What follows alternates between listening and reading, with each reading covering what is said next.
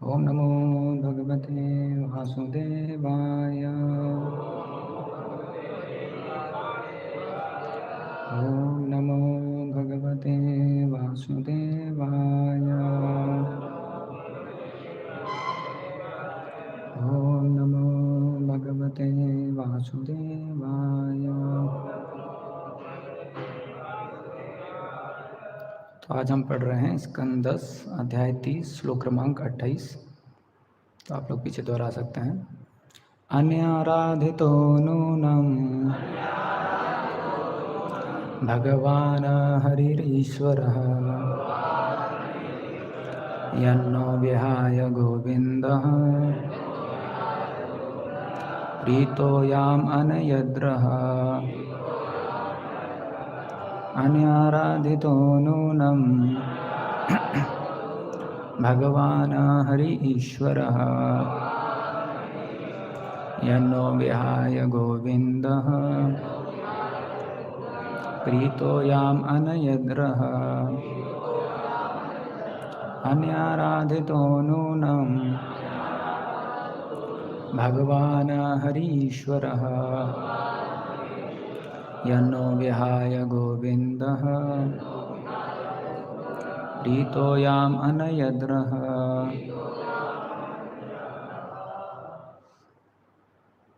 दोहरा सकते हैं। अन्याराधितो नूनम्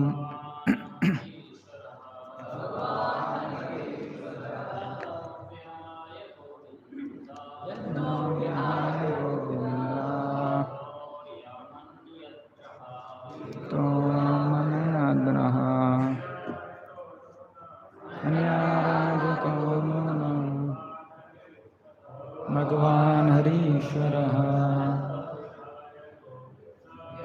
विहाय गोविन्द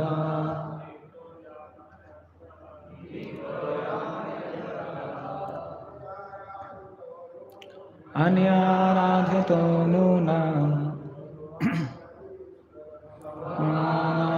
ईश्वरः यन्नो विहाय प्रीतो। शब्दार्थ अनुवाद तथा तात्पर्य। His divine grace Shri Bhaktivedanta Swami Srila Prabhupada ji के शिष्यों द्वारा श्रील प्रभुपाद की अनया उसके द्वारा आराधितः भली भांति पूजित नूनम निश्चय ही भगवान हरि कृष्ण ईश्वरः परम नियंता यत इतना कि न हमको विहाय त्याग कर गोविंदः भगवान गोविंद प्रीतः प्रसन्न याम जिसको अनियत ले गए रह एकांत स्थान में। अनुवाद। इस विशिष्ट गोपी ने निश्चय ही सर्वशक्तिमान भगवान गोविंद की पूरी तरह पूजा की होगी, क्योंकि वे उससे इतना प्रसन्न हो गए कि उन्होंने हम सबको छोड़ दिया और उसे एकांत स्थान में ले आए। तात्पर्य। श्रील विश्वनाथ चक्रवर्ती ठाकुर की व्याख्या है कि आराधिता शब्द श्रीमती राधा रानी के लिए आया है। उनकी टीका है, सुखदेव गोस्वामी ने उसका नाम गुप्त रखने का भरसक प्रयास किया है, किंतु उनके मुख रूपी चंद्रमा से वह स्वतः प्रकाशित हो उठता है। उन्होंने राधा का नाम ले लिया, यह श्रीमती राधा रानी की कृपा है। अतः आराधिता शब्द राधा के सौभाग्य को सूचित करने वाला दुंद भी घोष है। यद्यपि गोपियाँ श्रीमती राधा रानी के प्रति ईर्ष्यालु लगती हैं, किंतु वे यह देखकर पुलकित थीं कि राधा ने कृष्ण को बंदी बना लिया था। श्रील विश्वनाथ चक्रवर्ती ने श्रील रूप गोस्वामी कृत श्री उज्ज्वल नीलमणि में श्रीमती राधा रानी के पद चिन्हों का जो विस्तृत वर्णन है उसे उद्धृत किया है। उनके दाएं पांव के अंगूठे के नीचे जो का चिन्ह है, उसके नीचे चक्र, चक्र के नीचे छत्र तथा छत्र के नीचे बाजूबंद कंगन, उनके पांव के बीच से एक खड़ी रेखा अंगूठे तथा दूसरी उंगली के बीच तक जाती है। बीच की उंगली के नीचे कमल है और उसके नीचे ध्वज है। ध्वज के नीचे लता है जिसमें एक फूल लगा है। उनके पाँव की चिबुनी के नीचे अंकुश है और उनकी एड़ी में अर्धचंद्र है। इस तरह उनके बाएं पाँव में कितना है? 11 चिन्ह, 11 चिन्ह हैं। उनके दाहिने पाँव के अंगूठे के नीचे शंख है और उसके नीचे भाला है।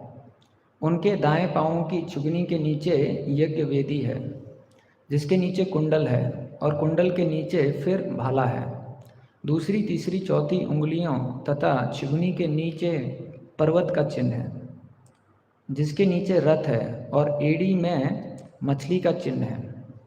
इस तरह श्रीमती राधा रानी के चरण कमलों के तलवों में 19 विशिष्ट चिन्ह हैं। हरे कृष्ण।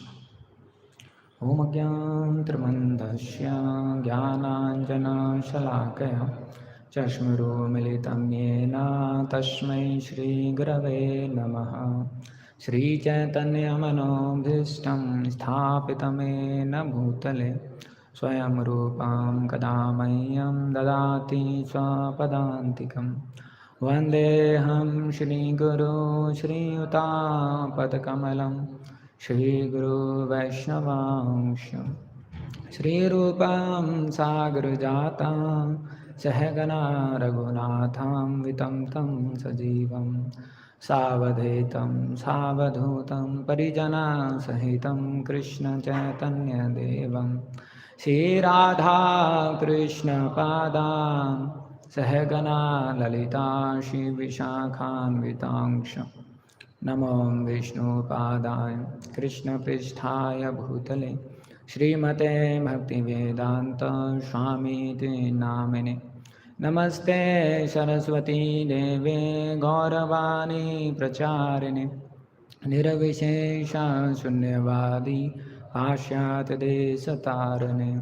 नमो महावदन्याय कृष्ण प्रेम प्रदायते कृष्णाय कृष्णचैतन्य नाम्ने गौरदुषे नमः।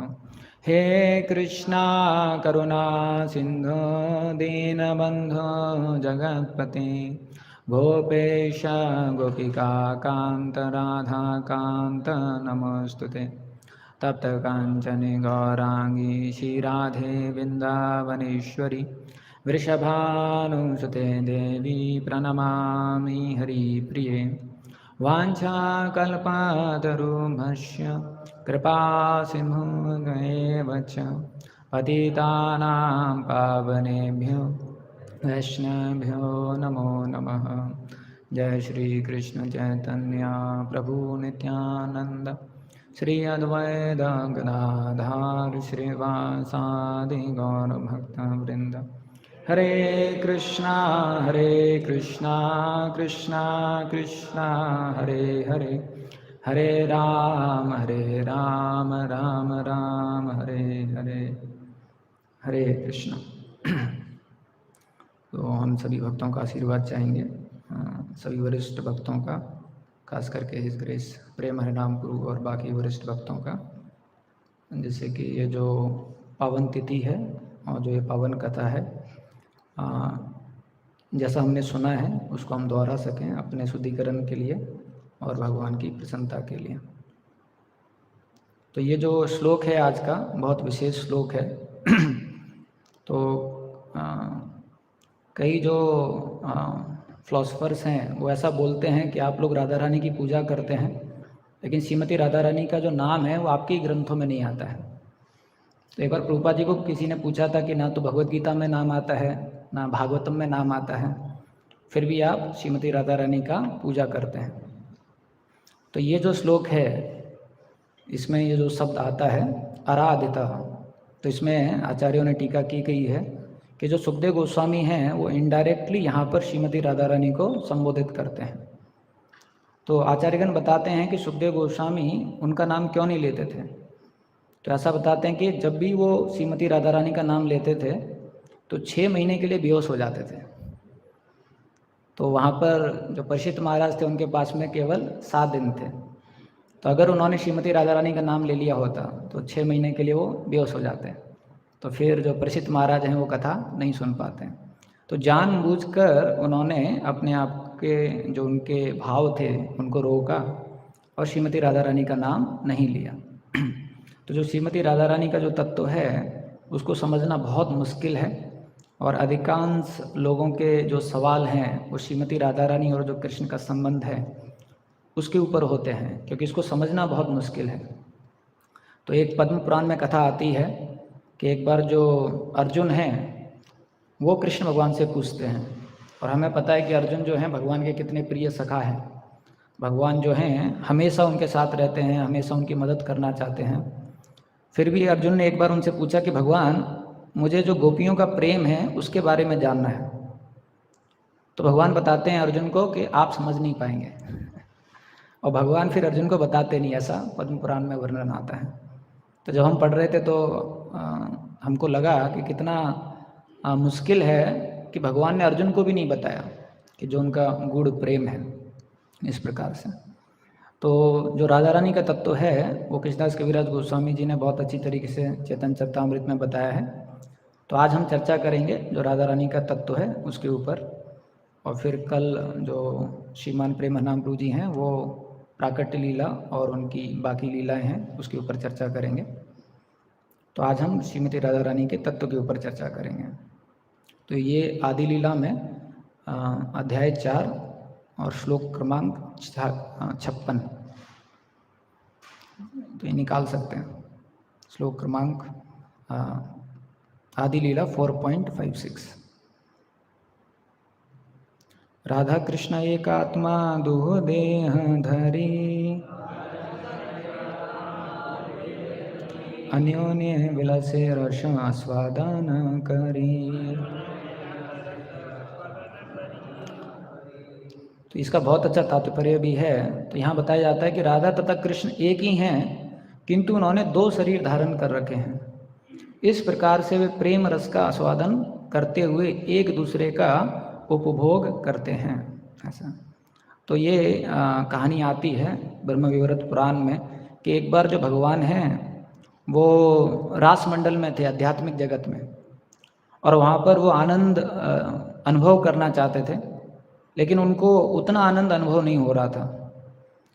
तो फिर उसी समय पर उनके लेफ्ट साइड से श्रीमती राधा रानी जो है उनका प्राकट्य होता है, ऐसा। तो जो श्रीमती राधा रानी वहाँ पर प्रकट होती हैं और फिर भगवान जो है उनके साथ में आनंद करते हैं, इस प्रकार से। तो यहाँ बताया गया है कि जो श्रीमती राधा रानी हैं वो भगवान से ही आई हैं, भगवान की शक्ति हैं। तो भगवान की 3 प्रमुख शक्ति हैं जिनको हम स्वरूप शक्ति, जीव शक्ति और माया शक्ति के रूप में चर्चा करते हैं, या जिनको हम अंतरंगा, बहिरंगा और तटस्थ शक्ति के रूप में भी चर्चा करते हैं। तो जो भगवान की माया शक्ति है या बहिरंगा शक्ति है उसके 3 प्रकार होते हैं, जो हमें पता है, तमोगुण, रजोगुण और सतोगुण। उसी प्रकार से भगवान की जो स्वरूप शक्ति है उसके भी 3 प्रकार होते हैं, सत, चित, आनंद।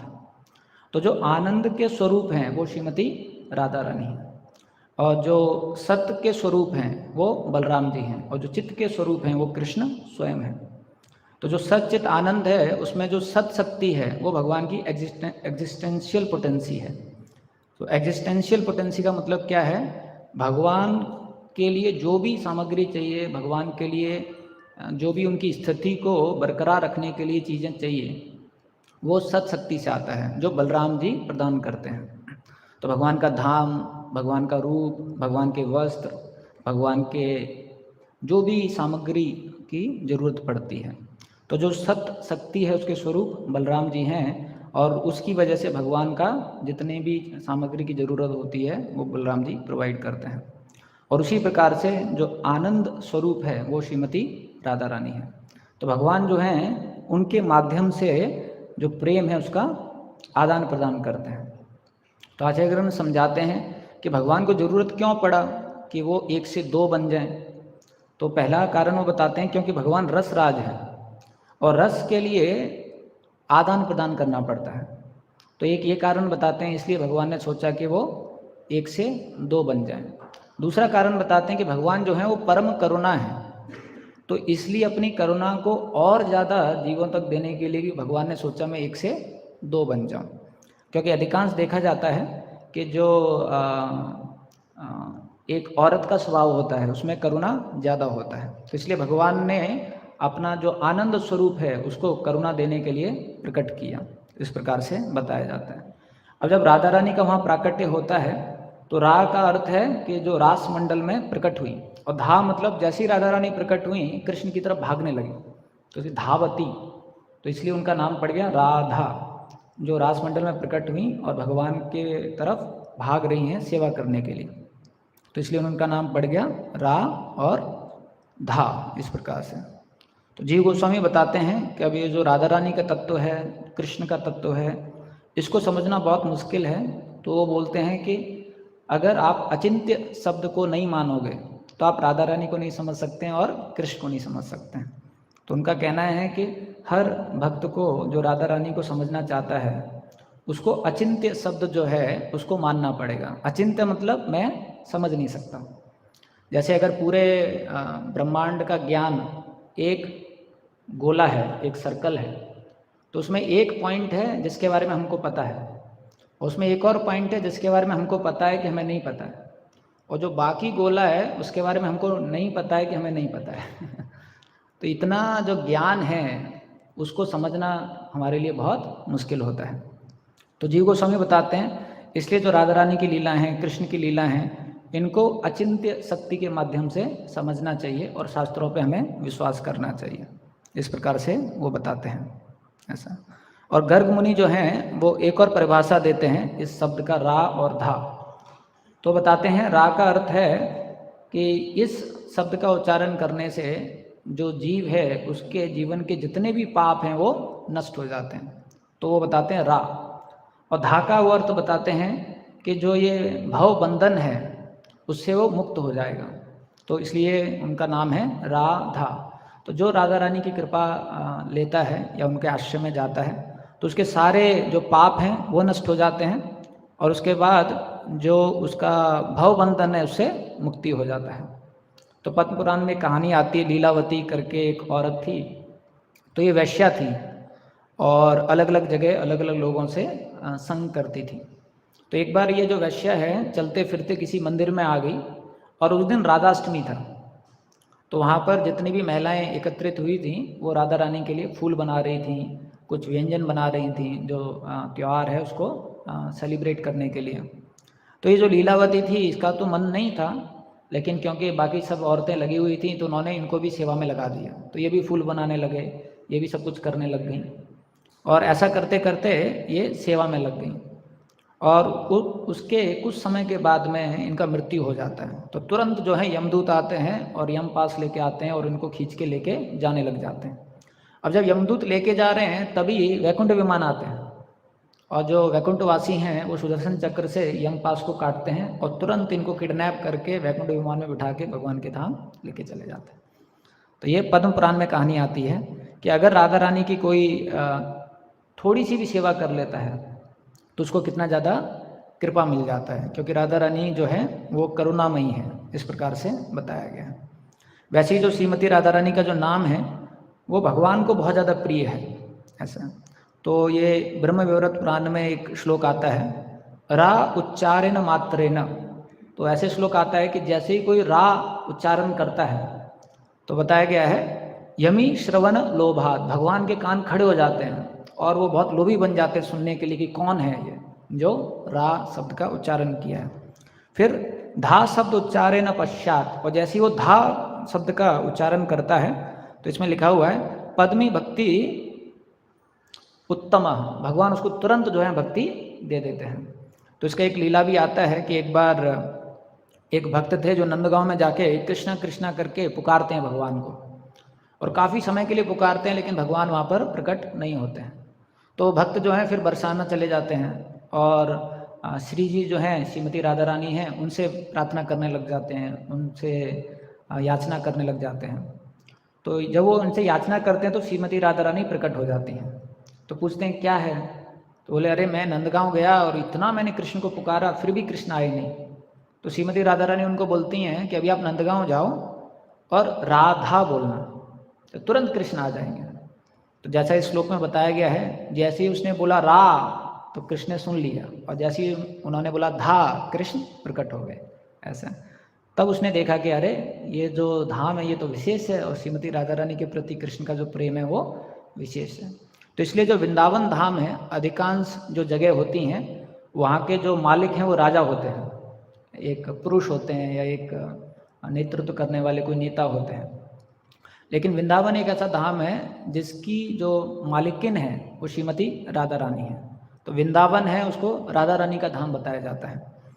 एक लीला आती है जिसमें एक बार कृष्ण भगवान और जो गोप बालक हैं वो अरे आपको पता नहीं है, राजा ने ऑर्डर पास किया है और अब जितने भी लोग इस रास्ते से जाएंगे उनको टैक्स देना पड़ेगा। तो जो ललिता जी होती हैं वो देख लेती हैं कि ये कोई टैक्स कलेक्टर नहीं है, इसका बांसुरी दिख रहा है, ये कृष्ण है। तो बोलते हैं हम कोई टैक्स वैक्स नहीं देंगे आपको। तो कृष्ण बोलते हैं क्यों नहीं दोगे, नंद महाराज यहाँ के राजा हैं और उनका मैं पुत्र हूँ, उसके तौर पे हमने ये सिस्टम बनाया है और आपको टैक्स देना पड़ेगा। तो उसी समय पर ललिता जी जो हैं वो वृंदावनेश्वरी को बुलाती हैं और उनसे बोलती हैं वृंदावनेश्वरी ये वृंदावन किसका है, ये कृष्ण का है क्या? तो वृंदावनेश्वरी बोलती है अरे इस चोर को थोड़ी ना दूंगी मैं वृंदावन ये जो वृंदावन है ये तो राधा रानी का है। तो फिर जो गोपियाँ हैं और जो ललिता जी हैं राधा रानी हैं वो बहुत स्ट्रिक्ट हो जाती हैं, बोले अभी आपको टैक्स देना पड़ेगा क्योंकि अभी ये जो वृंदावन है ये हमारा है। तो इस तरीके से फिर वो भाग जाते हैं। तो जो वृंदावन धाम है वो श्रीमती राधा रानी का धाम है, और जैसे ही कोई उनका नाम उच्चारण करता है तो फिर जो है उसको भक्ति मिल जाता है।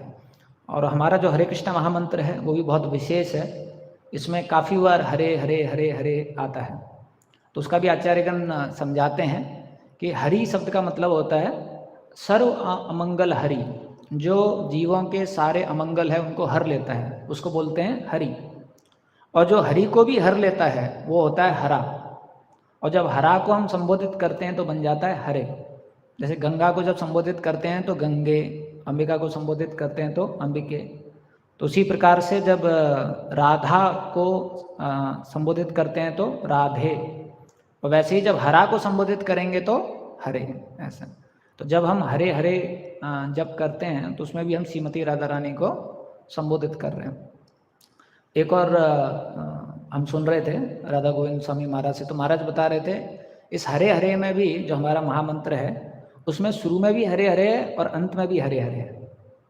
तो महाराज बता रहे थे हम शुरुआत में राधा रानी से कृपा कर रहे हैं, फिर कृष्ण के पास जा रहे हैं, फिर बाद में हमको पता नहीं कृष्ण हमारी सुनेंगे कि नहीं सुनेंगे, फिर बाद में वापस याचना राधा रानी से कर रहे हैं जैसे दामोदराष्टकम जो है उसमें नमो राधिकाय ऐसे करके लास्ट में आता है, सत्यवत मुनि गाते हैं। तो उससे पहले वो कृष्ण को याद कर रहे हैं, फिर कृष्ण को अपनी इच्छा प्रकट कर रहे हैं कि मैं सिर्फ चाहता हूँ ये दृश्य मेरी आंखों के सामने रहे। और उसके बाद में जो है वो उदाहरण भी देते हैं कि नल कुबेर और मुनगरीब जो हैं उनका आपने कैसे उद्धार कर दिया, तो मेरा भी उद्धार कीजिए। फिर भी उनको डाउट हो जाता है कि पता नहीं कृष्ण करेंगे कि नहीं करेंगे, तो वापस फिर अंत में वो श्रीमती राधा रानी के शरण में चले जाते हैं कि आप कृपा कीजिए, इनका समझ में नहीं आ रहा है इस प्रकार से।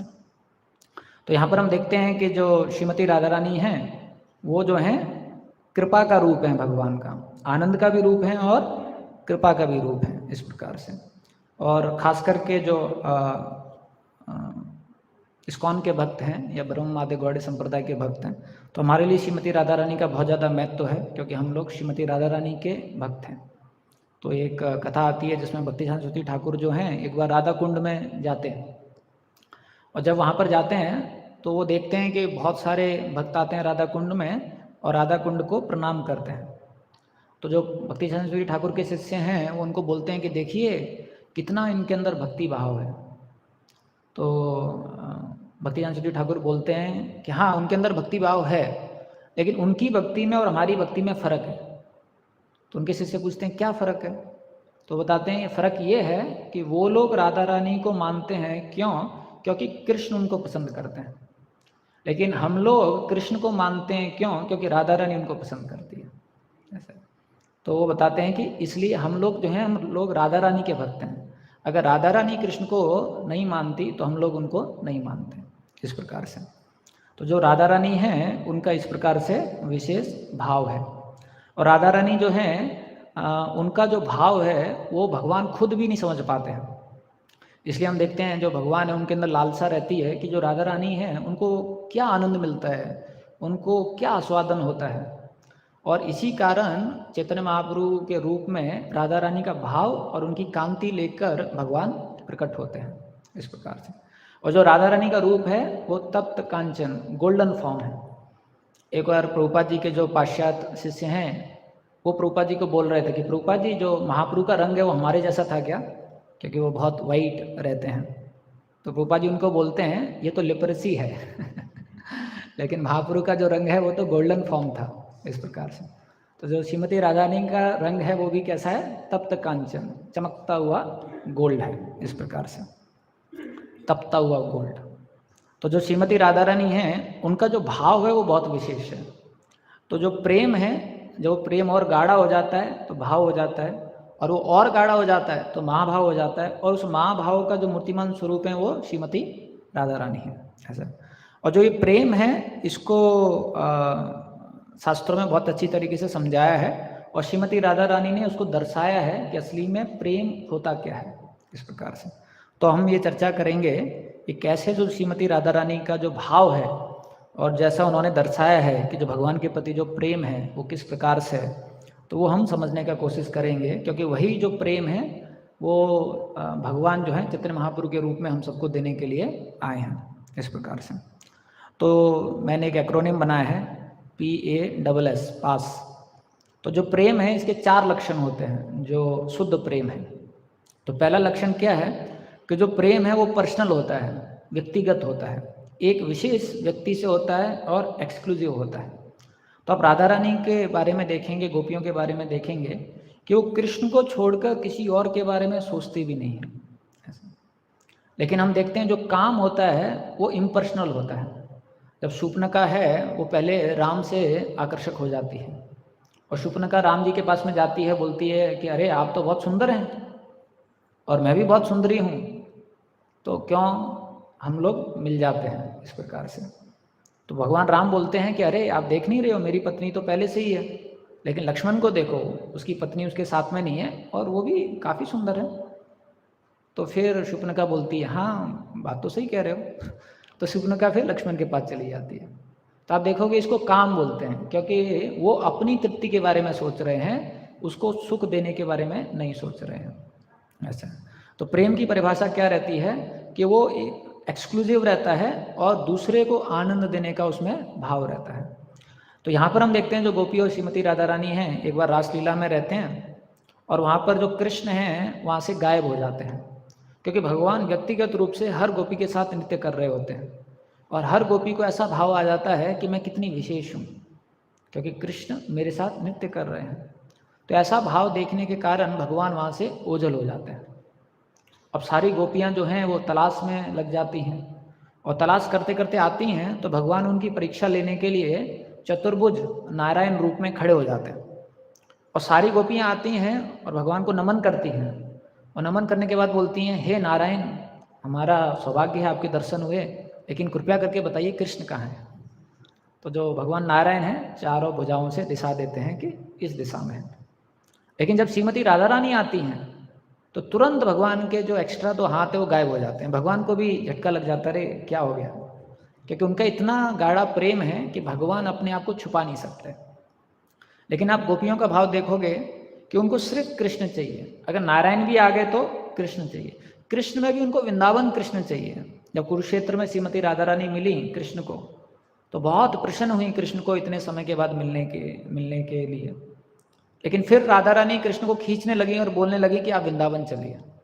यहाँ पर वो आनंद नहीं आ रहा है जो आनंद यमुना के तट पर गोवर्धन में आता था। तो उनको वही कृष्ण चाहिए जो वृंदावन में है ऐसा। तो हम देखते हैं जो प्रेम है वो एक निष्ठ होता है, जो प्रेम है उसमें चैस्टिटी होता है, जो प्रेम है उसमें लॉयलिटी होता है। लेकिन जो काम है उसमें ये सब नहीं होता है। तो कृष्णदास कविराज गोस्वामी बताते हैं कि जो कृष्ण इंद्रिय प्रीति वांछा, जब भगवान की इंद्रियों को प्रसन्न करने की कोशिश करते हैं उसको प्रेम बोलते हैं। लेकिन आत्मेंद्रिय प्रीति इच्छा, जब अपने इंद्रियों को प्रीति करने की इच्छा रखते हैं तो उसको काम बोलते हैं इस प्रकार से। तो हम देखते हैं कि यहाँ पर जो गोपियाँ हैं वो सिर्फ भगवान को चाहती हैं। वैसे ही रामायण में आता है जो वेदवती जो थी वो भगवान राम से विवाह करना चाहती थी, लेकिन जब रावण देखता है उनकी सुंदरता तो बहुत आकर्षक हो जाता है और वो तुरंत आके उनके जो केश है उनको पकड़ लेता है।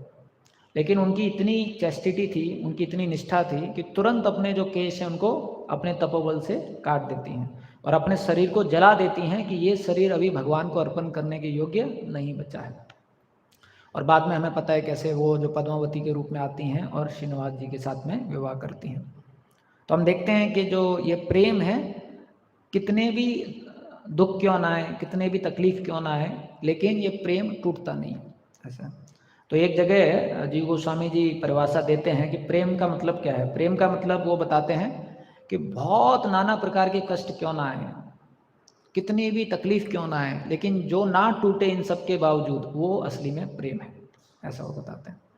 तो आप देखोगे जो गोपियां हैं वो भगवान के लिए सब कुछ छोड़ दिए और भगवान उनको छोड़ दिए, लेकिन फिर भी वो भगवान को नहीं छोड़ रहे हैं, क्योंकि ये प्रेम है। अधिकांश हम देखते हैं जब हम भक्ति करते हैं तो थोड़ा सा भी भक्ति करते हैं तो उसमें बहुत सारी अपेक्षाएं होती हैं कि अभी भगवान को इस प्रकार से आदान प्रदान करना चाहिए। लेकिन हम गोपियों का देखते हैं वो सिर्फ भगवान को प्रेम करते हैं, चाहे कितना भी उनकी ज़िंदगी में कष्ट क्यों ना आए। तो पुराणों में एक स्टोरी आती है चातक बर्ड की, कि कैसे जो गोपियों का प्रेम है, वैसे तो उसको किसी से तुलना नहीं कर सकते, लेकिन भौतिक जगत में समझने के लिए, तो जो चातक पक्षी है वो बादलों से इतना प्रेम करता है कि हमेशा अपना मुंह जो है बादलों की तरफ रखता है, और अगर उसको पानी पीना है तो सिर्फ जो बादल से फ्रेश जो रेन वाटर आता है, जो बारिश आता है, उसी को ही पिएगा ऐसा। तो एक कहानी आती है कि एक बार जो चातक पक्षी है वो उड़ रहा होता है और उसी समय पर एक हंटर आता है, वो उसको हिट कर देता है, और जैसे ही हंटर उसको हिट करता है तो वो गिरने लग जाता है। लेकिन वो नीचे देखता है कि जहाँ वो गिर रहा है वो एक पानी का सरोवर है और साफ पानी का सरोवर है, तो तुरंत अपना मुंह और चोंच जो है ऊपर कर लेता है, जिससे कि एक बूंद भी उस सरोवर के पानी की उसके मुंह में गिर ना जाए। तो अपना मुंह और चोंच ऊपर करके ऐसे सरोवर के पानी में गिरता है और वहाँ अपने प्राण त्याग देता है इस प्रकार से। एक और कहानी आती है कि एक बार एक चातक पंछी जा रहा होता है और वहाँ पर जब जा रहा होता है तो बहुत थक जाता है, काफ़ी दूर से वो उड़ रहा होता है। तो दूर कहीं जाके उसको एक पेड़ दिखाई देता है, तो उस पेड़ पे कुछ पंछी होते हैं, तो वो पंछी देख लेते हैं चातक बर्ड को, तो उसको बुलाने लग जाते हैं कि अरे तुम थक गए हो, थोड़ा इस पेड़ पे बैठ के विश्राम कर लो। तो चातक बर्ड जो है उनका आह्वान सुन के वहाँ पर आने लग जाता है। अब जैसे ही उस पेड़ के पास में आता है तो चातक बर्ड देखता है, अरे ये पेड़ तो नदी के किनारे, इसका तो ये पेड़ जो है नदी का पानी पी के बड़ा हुआ है, ये जो बारिश का पानी है वो पी के बड़ा नहीं हुआ है। तो तुरंत वहाँ से उठ जाता है, बोला इस पेड़ पे मैं नहीं बैठूंगा। तो इतना उसका निष्ठा के बारे में चर्चा आता है। तो वैसे ही ये जो गोपियों का प्रेम है वो भगवान के प्रति है, कि उनको भगवान को छोड़कर कुछ और नहीं चाहिए इस प्रकार से। दूसरा है उनका जो एब्जॉर्प्शन है भगवान में। तो जो गोपियां हैं वो हमेशा भगवान के चिंतन में रहती थी ऐसे। तो एक बार जब कृष्ण भगवान हैं उद्धव को बोलते हैं कि हे उद्धव आप जाओ, और ये जो गोपियां हैं वो बहुत सेपरेशन फील कर रही हैं, बहुत विलाप फील कर रही हैं, बहुत दुख में हैं, और मैं इतने समय से गया नहीं हूँ। तो उद्धव सोचते हैं कोई बात नहीं भगवान, मैं जाके समझा दूंगा। तो उद्धव को लगता है कि जो गोपियां हैं, जो व्रजवासी हैं, वो कृष्ण को अपना परिवार का जन मानते हैं, और भौतिक स्तर पर परिवार के रूप में आसक्ति के कारण उनको बहुत दुख हो रहा है। तो मैं जाके उनको बताऊंगा कि आप योगा कीजिए, ध्यान योगा कीजिए और विष्णु पे चिंतन कीजिए, और ये जो परिवार के बंधन वगैरह हैं इनके प्रति जो मोह है उसको भूल जाइए। तो जब उद्धव जी वृंदावन में प्रवेश करते हैं तो देखते हैं पहले ही से जो गोपियां हैं वो योगा कर रही हैं, ध्यान योगा के मुद्रा में है। तो उद्धव बड़ा चकित हो जाते हैं। तो उद्धव पूछते हैं कि ये क्या हो रहा है? बोले अरे हम लोग ध्यान कर रहे हैं। बोले किसका ध्यान कर रहे हो? बोले हम लोग ध्यान कर रहे हैं जिससे हम कृष्ण को भूल जाएं। तो उद्धव को बहुत चकित हो जाता है, बाप रे पूरी दुनिया भगवान के पीछे भाग रही है और इनके अंदर इतनी निष्ठा है कि ये ध्यान कर रहे हैं कि भगवान को भूल जाए। उसके बाद में उद्धव पूछते हैं यशोदा मैया नंद महाराज कहाँ हैं? तो बताते हैं आप जाइए, सामने एक पर्वत मिलेगा, उस पर्वत से जो है दो पानी की नालियाँ आ रही हैं, तो वहाँ पर आप जाएंगे और उसको फॉलो करते हुए आप नंद महाराज यशोदा मैया के पास में पहुंच जाएंगे। तो वो वहाँ जाने लग जाते हैं। अब जैसे ही वहाँ ऊपर पहुँचते हैं तो देखते हैं निरंतर जो यशोदा मैया हैं, नंद महाराज हैं, वो अश्रु बहा रहे हैं। तो ऊपर जाकर वो पूछते हैं, अरे आप इतना क्यों रो रहे हो? तो बोलते हैं हम क्या करें, हर समय कृष्ण की याद आती है, और जैसे ही कृष्ण की याद आती है तो विरह भाव आ जाता है, जैसे ही विरह भाव आता है तो अश्रु जो धारा है वो बहने लग जाती है। बोलते लेकिन कृष्ण की इतनी याद क्यों आती है? बोले जैसे ही हम कोई स्थान देखते हैं तो याद आ जाता है कृष्ण यहाँ बैठता था, जैसे ही हम कुछ चीज़ देखते हैं याद आ जाता है कृष्ण इससे खेलता था। तो फिर उद्धव बोलते हैं तो आप घर में क्यों रहते हो, बाहर जाओ। तो बाहर जाओगे तो कृष्ण की याद नहीं आएगी। बोले वो भी हमने ट्राई किया, हम जैसे ही बाहर गए तो हमारी नज़र आसमान पे चली गई, जैसे ही आसमान को देखा तो भगवान की याद आ गई, फिर कृष्ण की याद आ गई, फिर अश्रुधारा बहने लगी। तो उन्होंने बोला आप ऊपर क्यों देख के चलते हो, नीचे देख के चलो। बोले हमने नीचे देख के भी चलने का कोशिश किया, लेकिन जैसे ही नीचे देख के चल रहे थे तो ज़मीन का भी रंग कृष्ण वाला है, तो ज़मीन का काला रंग देख के फिर कृष्ण की याद आ गई, फिर अश्रु बहने लगे। बोले आप ना ऊपर देखो नीचे देखो, स्ट्रेट देख के चलो। बोले हम स्ट्रेट देख के भी चल रहे थे, लेकिन फिर बीच में भैंस आ गई, भैंस का रंग देख के फिर कृष्ण की याद आ गई। तो बोले अरे ये क्या है। तो जो उद्धव हैं वो उनका जो स्मरण है उसको देखकर समझ जाते हैं कि प्रेम की कितनी पराकाष्ठा है इधर, ऐसा। तो भगवान ने जानबूझकर उद्धव को वहाँ भेजा होता है जिससे कि उद्धव जो है वो समझ पाए इस प्रकार से। वैसे ही बृहद भागवतामृत में कहानी आती है कि जो नारद मुनि हैं उनके मन में विचार आता है कि सबसे उन्नत भक्त कौन है। तो पहले तो एक प्रयागराज में एक ब्राह्मण होता है, उसके पास में जाते हैं जो पूजा कर रहा होता है, तो उसका गुणगान करते हैं। तो बोलता है अरे मैं तो कुछ नहीं, मैं तो व्यक्तिगत रूप से छोटे से स्तर पे भगवान की पूजा कर रहा हूँ, लेकिन आप दक्षिण भारत में जाएंगे तो एक राजा है, इतने भव्य रूप से भगवान की पूजा करता है, इतने सारे लोगों को पूजा में लगाता है, वो महान भक्त है। तो नारद मुनि वहाँ चले जाते हैं तो उनका गुणगान करने लग जाते हैं। तो बोलते हैं अरे मैं तो कुछ नहीं हूँ, आप इंद्र के पास में जाओ, भगवान रहते हैं उसके पास, भगवान आते हैं, उसके परिवार जन्म हैं, उसके भाई हैं। तो फिर वो इंद्र के पास चला जाता है, इंद्र का गुणगान करने लग जाते हैं नारद मुनि। फिर इंद्र नारद मुनि को बताते हैं कि हाँ बाकी पुराणों में तो मेरा गुणगान है, लेकिन अगर आप भागवतम पुराण पढ़ेंगे तो उसमें थोड़ा अलग है, तो मैंने तो काफ़ी गलतियाँ की हैं, लेकिन ब्रह्मा जी बहुत महान हैं। हम लोगों को भी कोई तकलीफ होती है तो हम तुरंत ब्रह्मा जी के पास में चले जाते हैं, उनके 4 सिर भी हैं, सोचते भी ज़्यादा हैं, बुद्धिमान से पूरा शरीर बना है बुद्धि से, तो उनके पास आप जाइए, वो बहुत महान भक्त हैं, हमेशा चिंतन करते रहते हैं भगवान का। तो नारद मुनि ब्रह्मा जी के पास जाते हैं, ब्रह्मा जी का गुणगान करते हैं। फिर ब्रह्मा जी जो उनका खंडन करते हैं कि अरे आपको पता नहीं विरम विमोहन लीला जो हुआ था, कैसे मैंने भगवान की परीक्षा लेने का कोशिश किया, और इस तरीके से फिर वो बताते हैं। लेकिन शिव जी के पास जाइए, शिव जी महान भक्त हैं।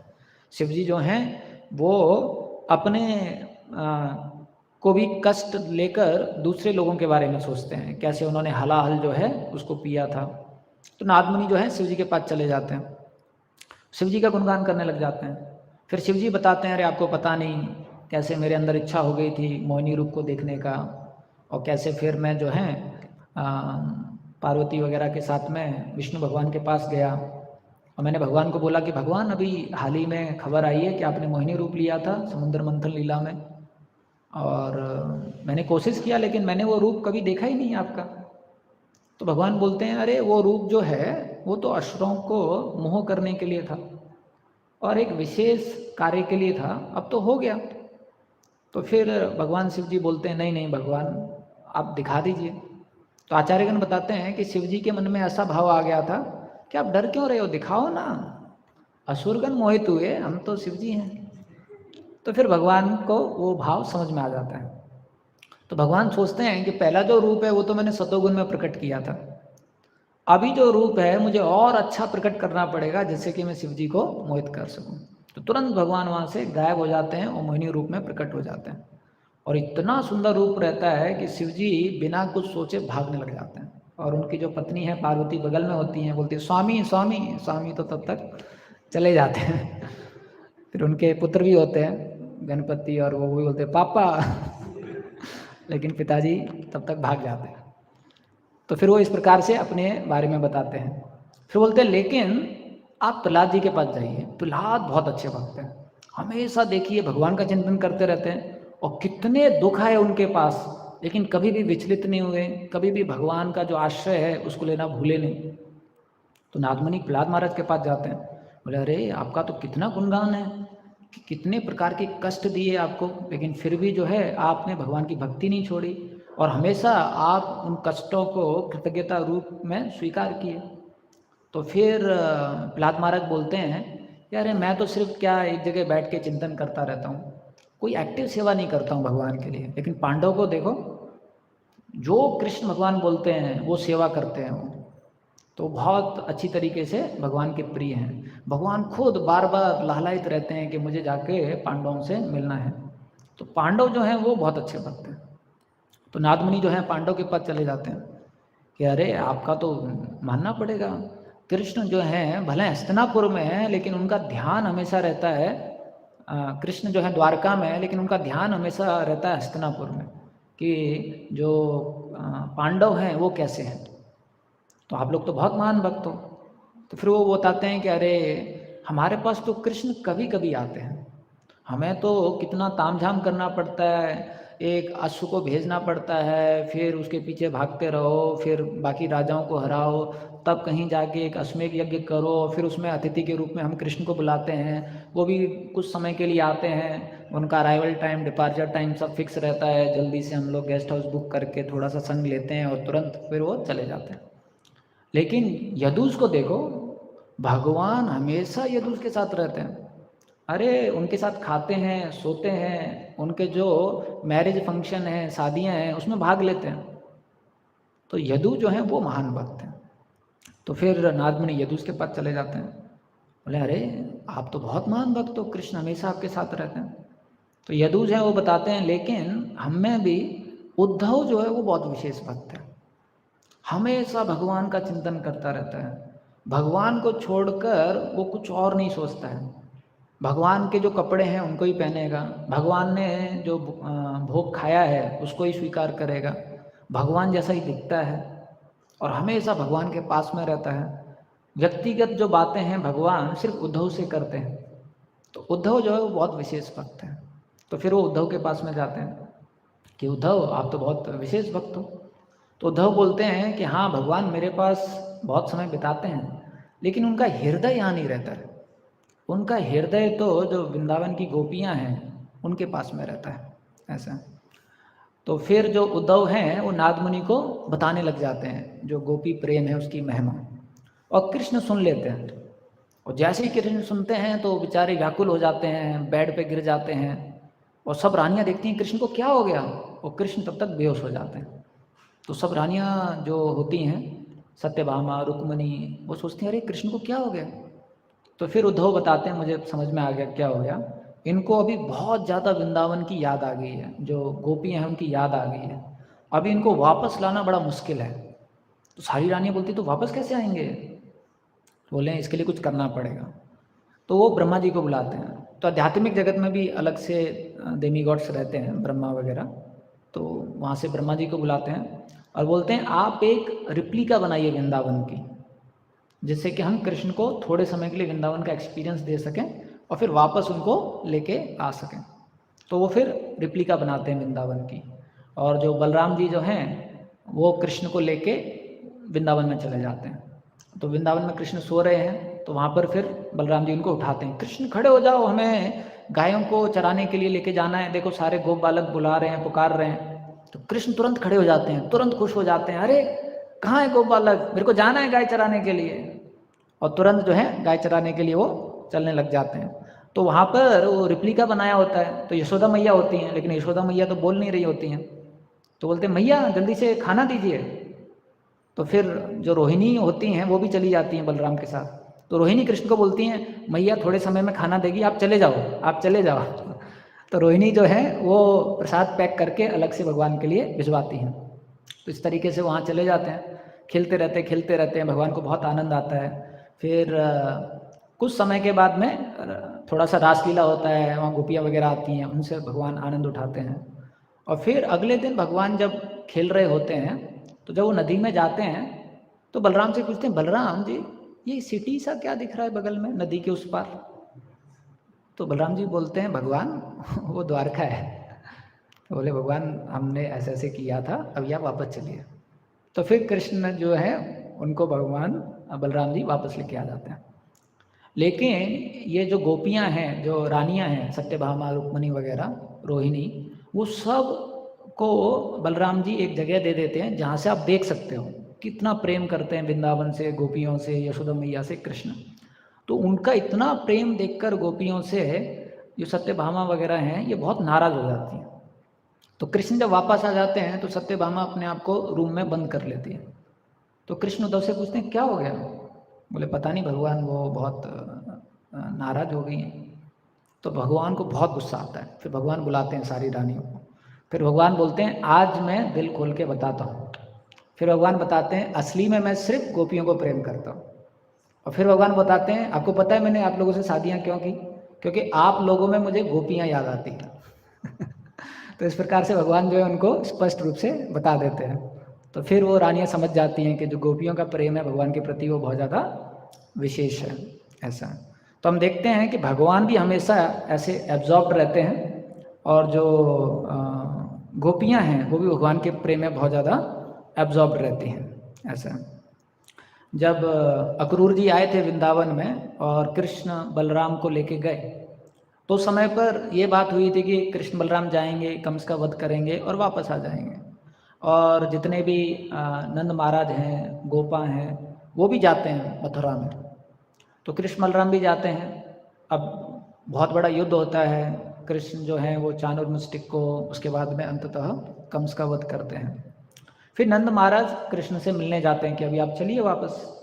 तो कृष्ण बोलते हैं नंद महाराज को कि अरे अभी अभी तो मैंने कंस को मारा है, और जो जितने भी कंस के मित्र हैं अभी वो आक्रमण करेंगे, क्योंकि कंस जो है वो बहुत शक्तिशाली था। ऐसा कहा जाता है जब तृणावर्त से युद्ध करने के लिए गया था, ये गर्ग संहिता में वर्णन आता है, तो वो तृणावर्त को काफ़ी ऊपर लेके चला गया था, 1,00,000 योजन।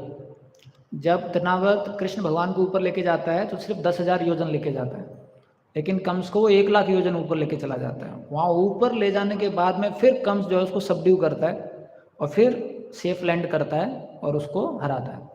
ऐसे तो कंस जो है बहुत शक्तिशाली था। तो फिर जो कृष्ण है वो बताते हैं कि उसके इस प्रकार के बहुत सारे मित्र हैं और वो आक्रमण करेंगे मथुरा में, तो मुझे कुछ समय के लिए यहाँ रहना पड़ेगा। तो कृष्ण बोलते हैं लेकिन आप वापस चले जाइए, सारे ब्रजवासी जो हैं आपका इंतज़ार कर रहे होंगे। और भगवान क्या करते हैं, सभी गोपियों के लिए कुछ तोहफे भेजते हैं और नंद महाराज को बोलते हैं ये सब तोहफे जो हैं आप उनको दे देना। तो नंद महाराज जो हैं वो सारे गिफ्ट्स लेके वृंदावन में वापस आ जाते हैं, और सारी गोपियाँ जो हैं वो इंतज़ार कर रही होती हैं। और जैसे ही वो देखती हैं कि नंद महाराज आ रहे हैं, सब भाग के आती हैं, लेकिन देखती हैं कि कृष्ण नहीं है। तो सारी गोपियाँ बहुत मायूस हो जाती हैं कि कृष्ण कहाँ है। तो नंद महाराज उनको पूरी कथा बताते हैं कि जो कृष्ण है उसको कुछ समय और रहना पड़ेगा, लेकिन उसने आप सब लोगों के लिए तोहफे भेजे। तो सारी गोपियाँ हंसने लग जाती हैं कि नंद महाराज आप कितने सरल हो, तोहफे लेके आ गए, कृष्ण को वहीं छोड़ के आ गए, हमें नहीं चाहिए तोहफे। ऐसा करके उनके मन में गुस्सा आ जाता है। तो सारे जो तोहफे हैं उनको बगल में रख देती हैं। फिर बाद में वो उनके मन में भाव आता है कि अरे जब कल कृष्ण आएगा तो कृष्ण पूछेंगे कि मैंने आपके लिए तोहफा भेजा था वो कहाँ है, और फिर हम बोलेंगे कि यार हमने तो फेंक दिया गुस्से में, तो उसको बहुत दुख होगा। तो फिर वो नंद महाराज से बोलते नहीं आप तोहफे हमको दे दीजिए। ऐसा तो आचार्यगण बताते हैं कि ये प्रेम है जिसमें जो व्यक्ति है वो कितना भी दुख में क्यों ना हो, लेकिन फिर भी वो जो अपना प्रेमी है उसकी प्रसन्नता के बारे में सोच रहा है। तो ये जो है इसको प्रेम कहा जाता है। ऐसा तो इस प्रकार से जो नंद महाराज हैं वो सारे गिफ्ट्स जो हैं फिर उनको दे देते हैं इस प्रकार से। तो हम देखते हैं कि जो गोपियां हैं वो इतने दुख में हैं लेकिन फिर भी भगवान की प्रसन्नता के बारे में सोच रही हैं। तो हम प्रभुपाद जी की ज़िंदगी में भी देखते हैं कि प्रभुपाद जी जो हैं हमेशा सोचते थे कि भगवान की सेवा जो है कैसे अच्छी हो जाए। तो एक बार प्रभुपाद जी कुंभ मेला में थे, तो कुंभ मेला में जो भी बड़े बड़े संत थे, महंत थे, उनको बिठा के ले जाने के लिए बड़े बड़े हाथी आए थे। जैसे हम पिछली बार गए थे कुंभ मेला में, तो अभी तो किसी का स्कॉर्पियो था, किसी का बोलेरो था, किसी का सफारी था, किसी का इनोवा था, किसी का बस था, उसके ऊपर एक बड़ा आसन बना के जो महंत जो है वो चल रहा था। और एक और चीज़ कई जगह हमने नोटिस किया था कि जितने भी उनके अनुगत वाले लोग थे, फॉलोअर्स लोग थे, सब उस महंत का ही गुणगान कर रहे थे। सो एंड सो बाबा जी की जय जय, ऐसा करके चल रहा था ऐसा। लेकिन आपने देखा होगा इस्कॉन का ही एक ऐसा था जिसमें हरे कृष्ण और भगवान का गुणगान हो रहा था। तो प्रभुपाद जी के समय जब प्रभुपाद जी के शिष्यों ने देखा कि अरे हर महंत का अपना अपना हाथी है और बड़ा आसन बनाया है, तो वो भी एक बड़ा हाथी लेके आ गए, क्योंकि वो हमेशा प्रभुपाद जी को बहुत विशेष सेवा करना चाहते थे, प्रसन्न करना चाहते थे। तो वो गए प्रभुपाद जी के पास, बोले प्रभुपाद जी आपको पता है हम सबसे बड़ा हाथी लेके आए हैं, क्योंकि हमने देखा सब महंत जो हैं बड़ा बड़ा हाथी लेके आए हैं, तो हम भी लेके आए हैं। अब इस हाथी के ऊपर आपको बिठाएंगे और फिर हम लोग स्नान के लिए जाएंगे। तो तुरंत प्रभुपाद जी बोले कि इस हाथी के ऊपर राधा कृष्ण को हम बिठाएंगे और हम लोग उनके सामने उनका गुणगान करते हुए, कीर्तन करते हुए जाएंगे ऐसा। तो हम देखते हैं कि प्रभुपाद जी हर समय किसको गुणगान करना चाहते थे? राधा कृष्णा को ऐसा। तो हमेशा वो एब्जॉर्ब्ड थे कि कैसे जो राधा कृष्ण है उनका गुणगान हो। अंत समय पे जब प्रभुपाद जी ने अंतिम 2 महीने कुछ भी खाया नहीं था, कुछ भी पिया नहीं था, उनका शरीर बहुत स्थिर हो गया था, बहुत कमज़ोर हो गया था, फिर भी वो माइक में भगवान का गुणगान कर रहे थे, भागवतम का अनुवाद कर रहे थे उस स्थिति में भी ऐसा। तो ये एक प्रेम की परिभाषा है कि वो हर स्थिति में जो है अपना जो प्रेमी है उसको सुख और आनंद देना चाहता है। तीसरा है जो प्रेम का गुण है वो है सेल्फलेसनेस। तो हमने पहला चर्चा किया प्रेम व्यक्तिगत है, दूसरा चर्चा किया कि उसमें एब्जॉर्प्शन, हमेशा सोचते रहते हैं उनके बारे में, तीसरा सेल्फलेस। जो प्रेम है उसमें कोई एक्सपेक्टेशन नहीं रहता है ऐसा। जो काम है उसमें बहुत ज़्यादा एक्सपेक्टेशन रहता है। तो कई बार भक्ति मार्ग में भी हम लगते हैं तो उसमें बहुत ज़्यादा हमारी एक्सपेक्टेशंस रहती हैं, तो वो भी काम के स्तर पे है। लेकिन प्रेम के स्तर पे कोई एक्सपेक्टेशंस नहीं रहती हैं, वो सिर्फ जो है अपने प्रेमी को प्रसन्नता देना चाहता है। तो एक कहानी आती है कि एक बार एक सखी जो है राधा रानी को देखती हैं कि कितना तड़प रही हैं भगवान के विरह में। तो राधा रानी को बताती हैं सखी कि आप इतना तड़प रहे हो भगवान को याद करके, तो भूल क्यों नहीं जाते उसको?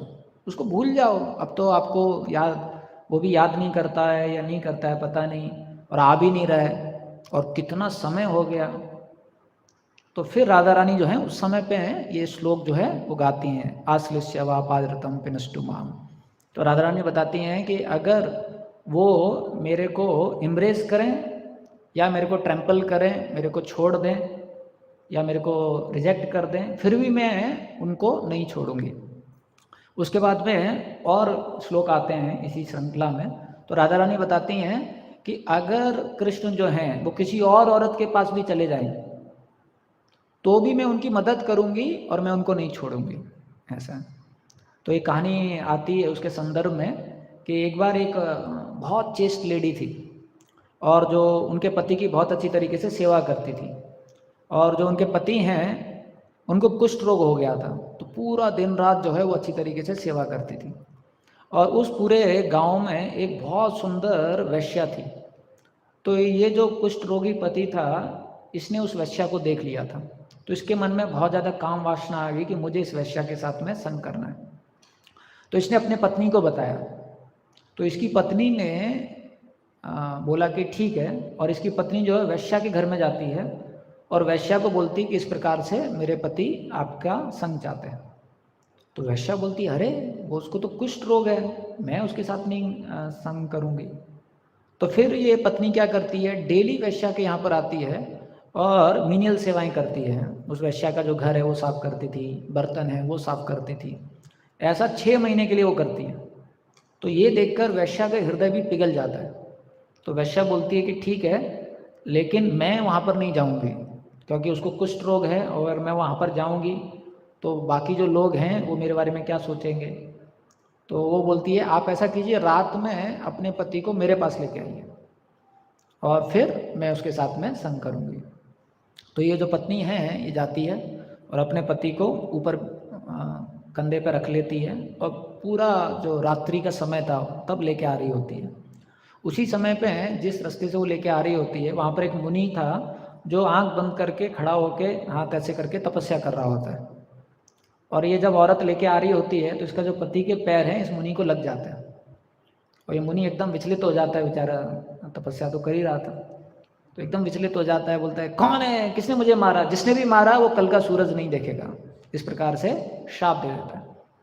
और ये जो औरत है ये सुन लेती है, तो औरत तुरंत बोलती है कि अगर मैंने अपने मन में अपने पति को छोड़ के किसी का भी कभी ध्यान नहीं किया है तो कल का सूरज उगेगा नहीं। तो फिर अभी सूरज उग नहीं पाता है अगले दिन, तो पूरा जो सृष्टि है उसका जो काम है वो रुक जाता है। सारे देवी देवता सूरज के पास जाते हैं, क्या हो गया, आप उग नहीं रहे हो? बोले वो पवित्र नारी है, उसने इस प्रकार से मेरे को बांध दिया है। तो फिर सारे देवी देवता ब्रह्मा जी के पास जाते हैं कि ब्रह्मा जी सूरज नहीं उग पा रहे हैं। तो ब्रह्मा जी बोले अरे अभी क्या करें, ये तो बहुत पवित्र नारी है। तो फिर विष्णु के पास जाते हैं, तो फिर ब्रह्मा विष्णु महेश तीनों नीचे आते हैं और तीनों उस नारी को बोलते हैं कि नारी सूरज को उगने दो। तो बोले लेकिन मेरे पति का, बोले आप चिंता मत करो, आपका पति मर जाएगा जैसे ही सूरज उगेगा, लेकिन हम उसको वापस जिंदा कर देंगे।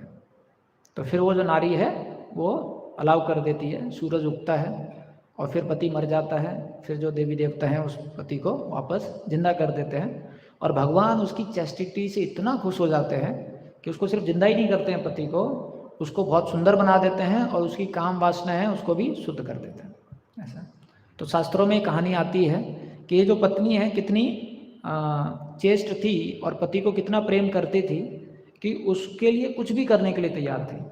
तो राधा रानी भी उसी तरीके से बताती हैं कि अगर जो कृष्ण हैं वो किसी और औरत के पास भी जा रहे हैं तब भी मैं उनको नहीं छोड़ूंगी। ऐसा तो हम देखते हैं कि जो शुद्ध प्रेम रहता है उसमें कुछ अपेक्षाएं नहीं रहती हैं, उसमें कुछ इच्छाएं नहीं रहती हैं।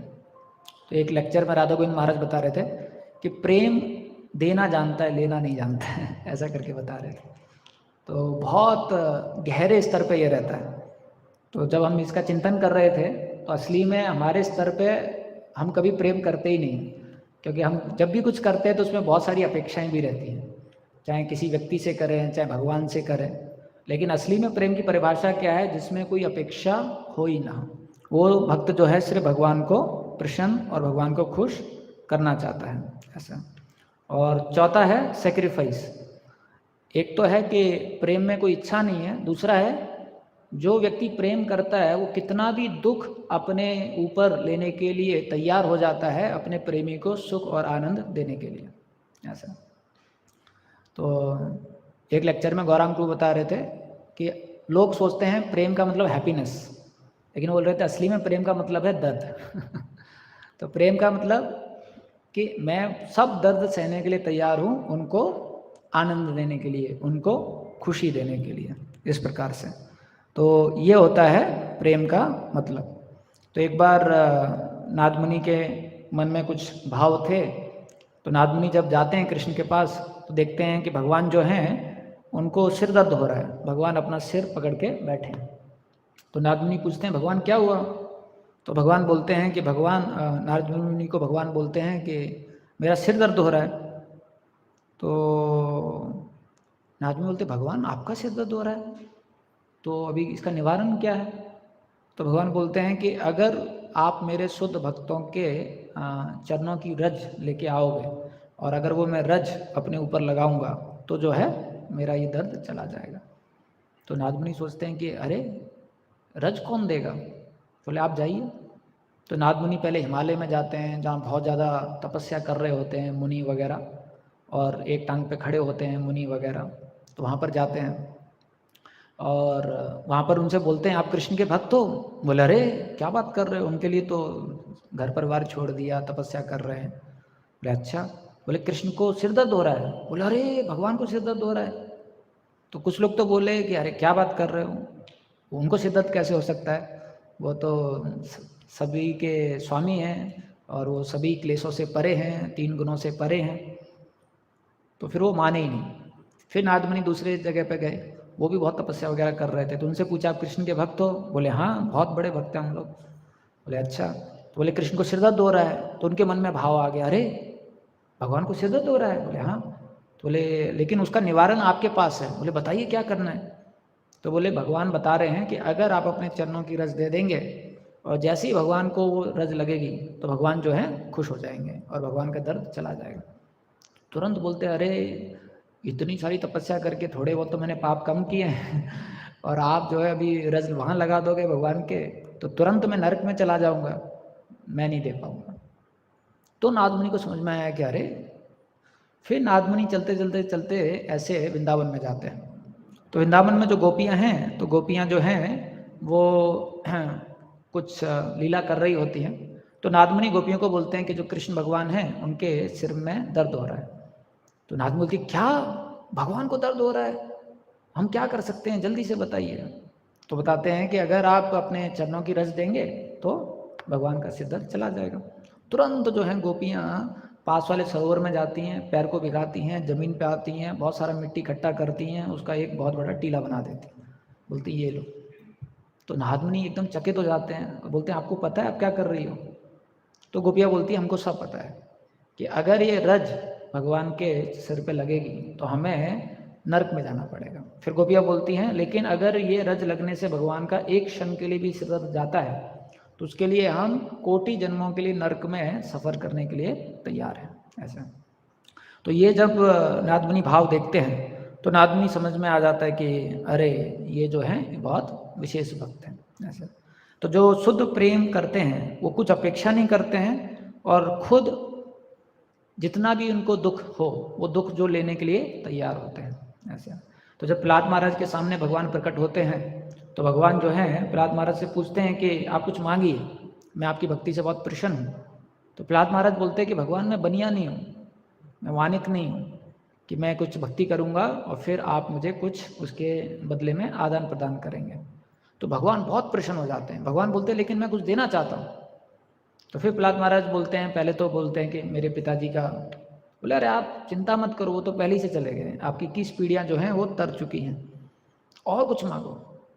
तो फिर प्रहलाद महाराज बोलते हैं कि भगवान मैं तो खुश हूँ आपकी भक्ति में, मेरे को तो बहुत आनंद आ रहा है, लेकिन ये इस दुनिया के जो जीव हैं ये इतना दुख में है, तो आप ऐसा कीजिए इन सब का जो कर्म है वो मुझे दे दीजिए और इन सबको तार दीजिए।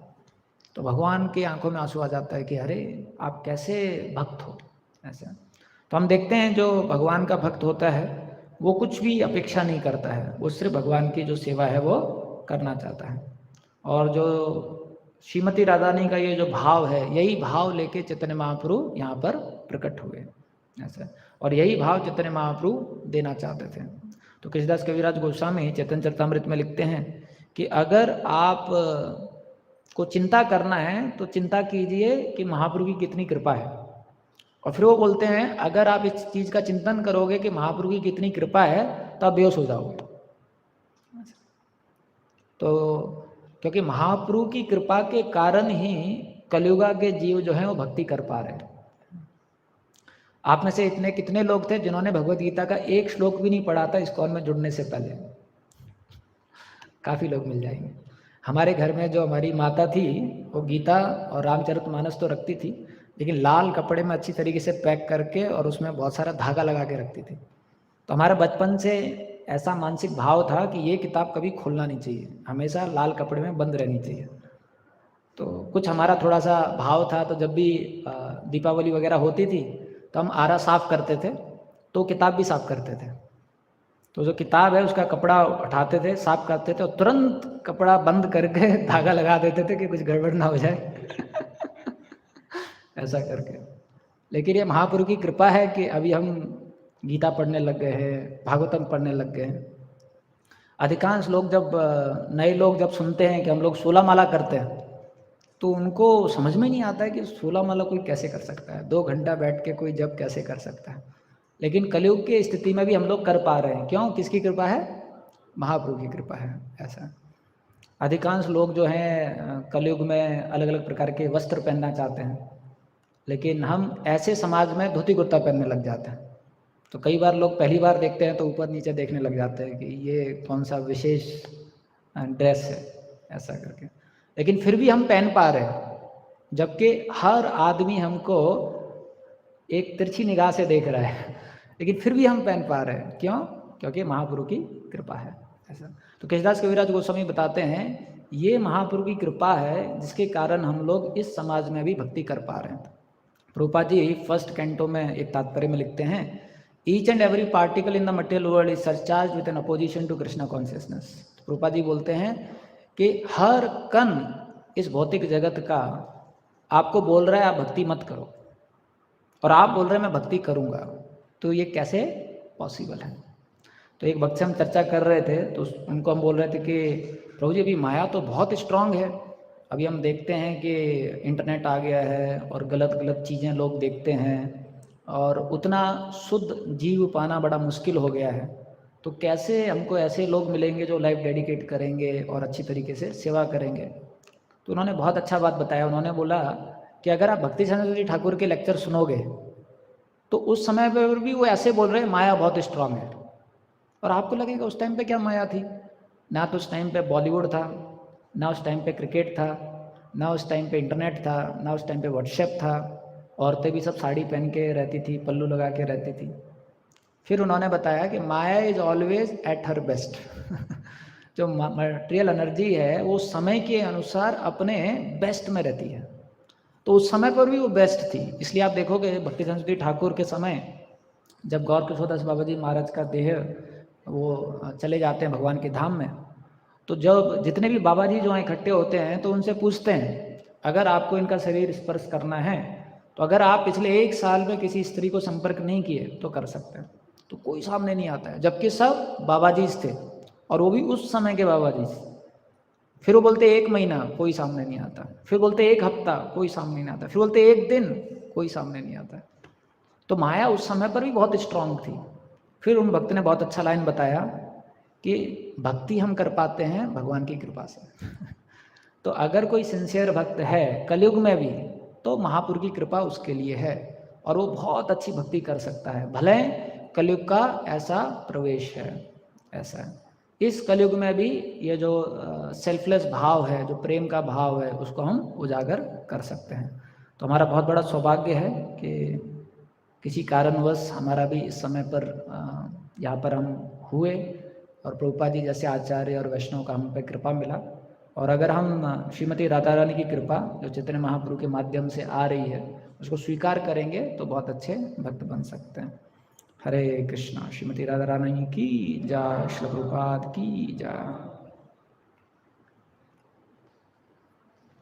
किसी का कोई सवाल है तो ले सकते हैं।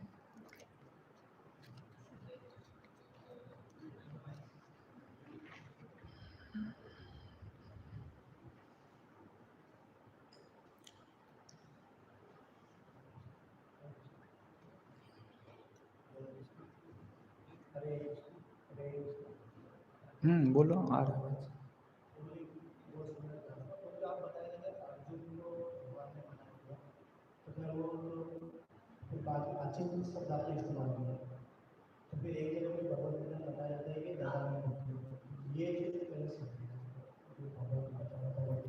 हाँ, तो इसमें क्या है, भगवान हमको बुद्धि देंगे, जो चीज़ भगवान चाहते हैं हम समझें, और जो चीज़ भगवान नहीं चाहते हैं हम नहीं समझे तो नहीं समझ पाएंगे। इसलिए अचिंत्य भी है, कुछ चीज़ें हम समझ पाते हैं, कुछ चीज़ें नहीं समझ पाते हैं। इसलिए भक्ति जीवन में विश्वास जो है उसकी बहुत ज़्यादा महत्वता है कि हमें विश्वास करके आगे बढ़ना चाहिए, और भगवान की कृपा से जैसा भगवान चाहते हैं वैसा हम चीज़ों को समझ पाएंगे। Yes bro.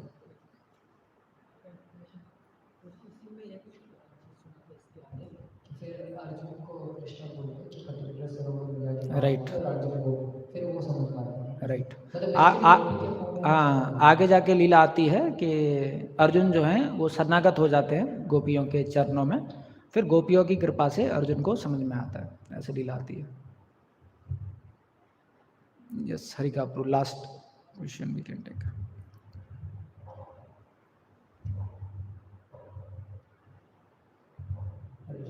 दो सवाल हैं।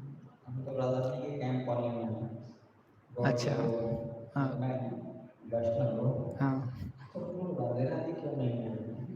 हाँ, ये भी बहुत अच्छा है। तो प्रभुपाद जी को किसी ने पूछा था कि प्रभुपाद जी पूरे गीता में राधा रानी नहीं है, तो प्रभुपाद जी बताए कि हमारे लिए पहले ये जानना जरूरी है कि कृष्ण कौन है। इसलिए कृष्ण ने जानबूझ के राधा रानी को वहाँ पर गीता में स्पष्ट रूप से वर्णित नहीं किया है। वैसे तो आचार्यगण बताते हैं कि हर जगह राधा रानी है गीता में भी, लेकिन प्रभुपाद जी बताते हैं क्योंकि हमारे लिए जरूरी है कि पहले हम कृष्ण को समझें, उसके बाद में राधा रानी को। ऐसा है। तो कुछ भक्त बता रहे थे, इसलिए हमारे लिए राधे राधे से भी ज़्यादा जरूरी है कि पहले हम कृष्ण को समझें, और हरे कृष्ण महामंत्र जो हमको दिया है उसमें राधा रानी है ही, तो उसको स्वीकार करें। ऐसा। तो क्या इसमें ये भी है कि साथ ही साथ उनको ब्रजवासी में बहुत आदर से देखना चाहिए, वो लोग बहुत उन्नत करते हैं, वो लोग कर सकते राधे राधे। हाँ, इसलिए प्रभुपाद जी हमको राधा कृष्ण का भक्ति दिए हैं, लेकिन तरीका ऐश्वर्य भाव वाला ही दिया है। जैसे हम राधा कृष्ण डीटी का सेवा करते हैं, लेकिन माधुर्य भाव में सेवा नहीं करते हैं। हर नियम विधि सब अच्छी तरीके से पालन करते हैं, लेकिन है भक्ति माधुर्य वाला ही।